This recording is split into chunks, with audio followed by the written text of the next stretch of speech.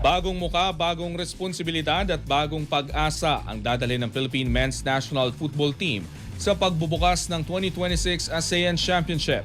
Ang ibang detalye alamin sa pag-abante ni Jonas Lavarias.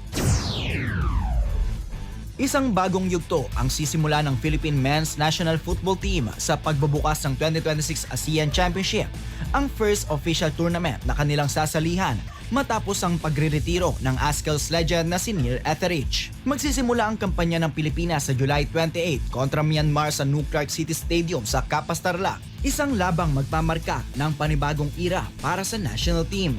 Matapos tuldukan ni Etheridge ang kanyang 18 taong pagsiserbisyo para sa bansa nitong Hunyo, nakatutok ngayon ang atensyon sa mga goalkeeper na sina Patrick Deito, Quincy Camerad at Enrico Mangawang na inaasahang sasalo sa responsibilidad sa ilalim ng poste. Kasama ng Pilipinas sa group stage ang Thailand, Malaysia, Myanmar at Laos, kung saan ang top 2 teams lamang ang aabante sa susunod na yugto ng kompetisyon. Pagkatapos ng laban kontra Myanmar, babiyahe ang pambansang koponan patungong Laos bago muling umuwi para sa isa pang laban kontra sa regional powerhouse na Thailand. Ang muling pagsubok sa group phase ay gaganapin sa August 8 kung saan makakatapat nila ang Malaysia sa Kuala Lumpur para sa posibleng labanan para sa semifinals berth. Bit-bit ang momentum mula sa magkakasunod na panalo sa mga friendly matches nitong Hunyo. Target ng ating mga pambato na makabalik sa semis at selyuhan ang kauna-unahang ASEAN Championship crown ng bansa.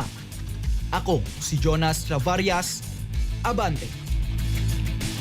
Manatiling nakatutok sa Abante, sundan kami sa aming mga social media accounts at huwag kalimutang mag-subscribe sa aming YouTube channel, DWAR Abante Radio, para sa mga eksklusibong balita.